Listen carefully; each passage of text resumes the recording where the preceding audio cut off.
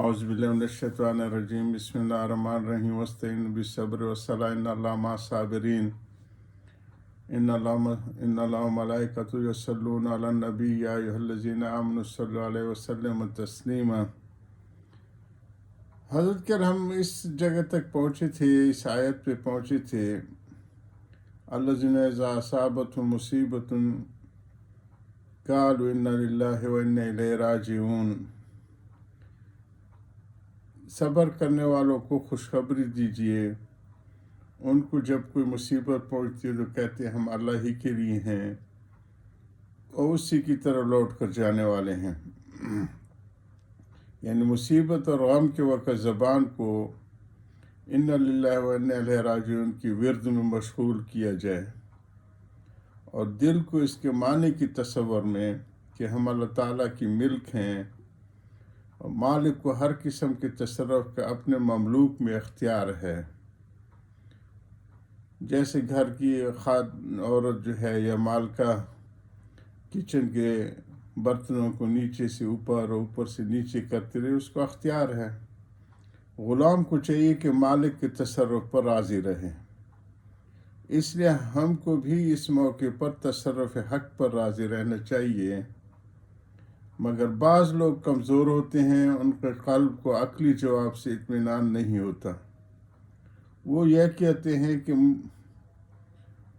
یہ مسلم ہے کہ ہم حق تعالیٰ کی ملک ہے، یہ تو مانی ہوئی بات ہے، اور ان کو ہر تصرف کا اختیار ہے، مگر ہم کو میت سے خاص تعلق ہو گیا تھا، گزرنے والے سے خاص تعلق ہو گیا، اب مفارقت ہو گئی ہے، ہمارے ہاں فرق ہو گیا، فراق ہو گیا ہے۔ اس مفارقت کا تحمل نہیں ہوتا، جدائی کا تحمل نہیں ہوتا۔ ان کے لیے دوسرا جواب ہے وَإِنَّ إِلَيْهِ رَاجِعُونَ، کہ گھبراؤ نہیں، تم بھی وہیں جانے والے ہو جہاں وہ گیا ہے۔ مفارقت بھی ختم ہو جائے گی، یہ جدائی بھی ختم ہو جائے گی۔ یہ جدائی چند روز ہے، یہ مفارقت چند روزہ ہے۔ جیسے دنیا میں بھی بعض دفعہ سفر وغیرہ کی وجہ سے مفارقت ہو جاتی ہے، جدائی ہو جاتی ہے۔ بہرحال تسلی کا طریقہ یہ ہے کہ غم زدہ کو یہ نصیحت کرو کہ واقع کو از خود نہ سوچے، بلکہ آپ نے کام میں لگے، انا للہ و انا الیہ راجعون کے مضمون کو سوچے۔ جب اس سے طبیعت ٹھہر جائے تو کتابیں دیکھنے لگے، اور ہر کتاب نہ دیکھیں، مگر شرط یہ ہے کہ مخرب اخلاق کتابیں نہ دیکھیں، کیونکہ ان سے قلب کا ناس ہو جاتا ہے اور زیادہ بگڑ جاتے ہیں۔ یہ حضرت کے زمانے میں جو ناول وغیرہ ہوتے تھے، ان کے گل بقولی اور قصہ چہار درویش وغیرہ کتابیں بھی اگر خبیث ہیں مگر اخبث نہیں، یعنی درجے ہے نہ بری ہے، پھر اس سے بدتر ہے، پھر بدترین ہے، یہ حضرت کیٹیگری کر رہے ہیں۔ اب تو وہ چیزیں بہت کم رہی ہیں، اسکرین پہ جو آ رہا ہے اس کو ہے، تو اس میں بھی بہت کم سے کم چیزوں کو یہ کرے، کیونکہ ان میں حضرت بتا رہے ہیں کہ خاص کر کے نوجوان بچوں کے لیے کہ جو ٹین ایجرز ہیں، ان چیزوں کو نہ دیکھے کہ شواترانی کی تدبیریں اور اس قسم کی چیزیں جو بتلائی گئی ہیں وہ کسی کے باپ کے قبضے میں نہیں۔ سوشل میڈیا تو بہت بے لگام گھوڑا ہو گیا ہے، بچوں کی ذہنی تربیت کی بہت زیادہ ضرورت ہو گئی ہے۔ کل ہم سر سید یونیورسٹی گئے تھے، ہمارے دو بڑے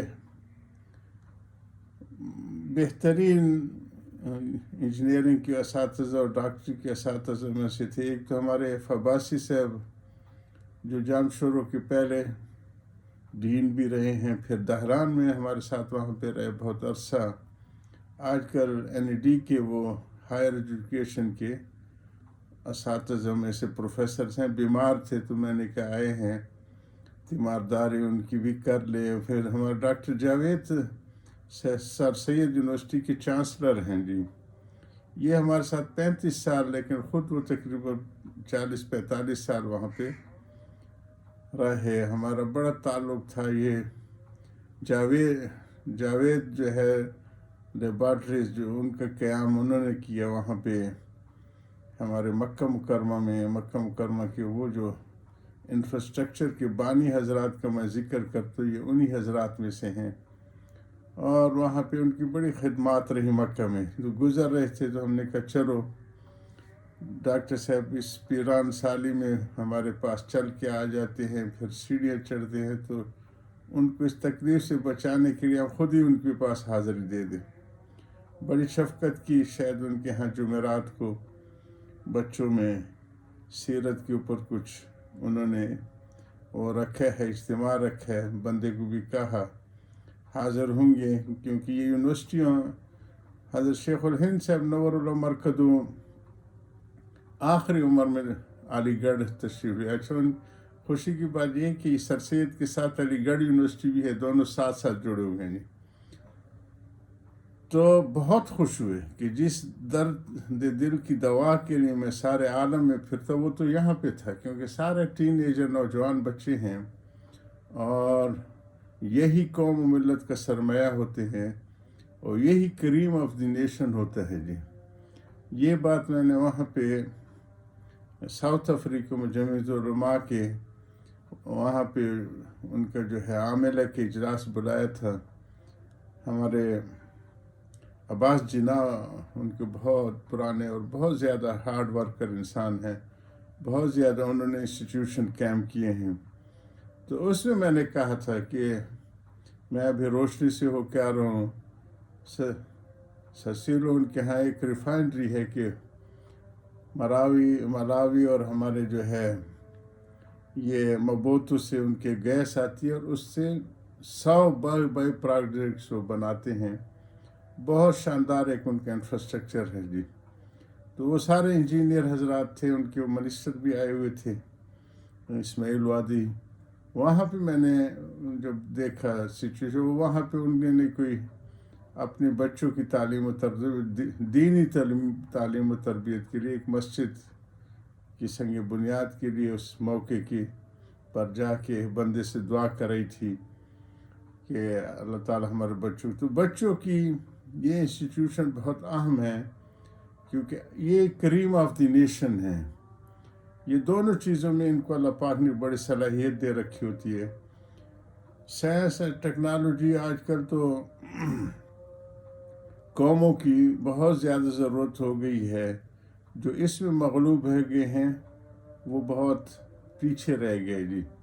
اور جو اس میں موجودہ دور میں غالب ہے، حضور صلی اللہ علیہ وسلم کے ارشاد کا مفہوم عرض کرتا ہوں کہ حکمت دالت المومن، حکمت و دانائی کی چیزیں جتنی بھی ہیں یہ مومن کی گمشدہ پونجی ہے، جہاں سے ملتی ہے لیتے ہیں. سائنس اور ٹیکنالوجی کو منتقل کرنے کا حضور صلی اللہ علیہ وسلم کا ایک ہدف ہوتا تھا، اطلب العلم ولو بالسین. چین میں اس وقت انہوں نے منجنیقی بنا لی تھیں. مہند حضور صلی اللہ علیہ وسلم کے ہاتھ میں تلوار تھی جو کہ انڈیا میں بنی تھی. اور میں کئی دفعہ سنا چکا ہوں کہ حضرت علی میاں صاحب نور الورقدون کی جماعت ان حضرات کو ہمارے پاس بھیجتی ہے جو نئے مسلمان براہمن ان کے ہوتے اور حج پہ آتے ہیں. تو مہند کا انہوں نے کہا تھا کہ حضور صلی اللہ علیہ وسلم کے ہاتھ میں ہند کی تلوار ہوگی. میں نے کہا یہ تو ان کی پکی نشانی ہے. جب وہ ان کو تو رسول الملاحم جو ہے یہ ساری چیزیں ان کے ناموں میں سے ہے جی، کہ وہ جنگی اوزار و اسلحے اور اس کے پیغمبر بنا کے جنگجو پیغمبر بنا کے بھیجی گئے.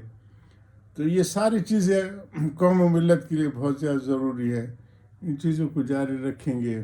اللہ تعالیٰ ہمارے نوجوانوں کی ہر قسم کی ذہن سازی بھی کرے، ان کو کارآمد فرد بھی بنائے اور ہمارے ان اداروں کی حفاظت بھی فرمائے. آخر دعوان الحمدللہ رب العالمین. آمین آمین برحمتک یا ارحم الراحمین.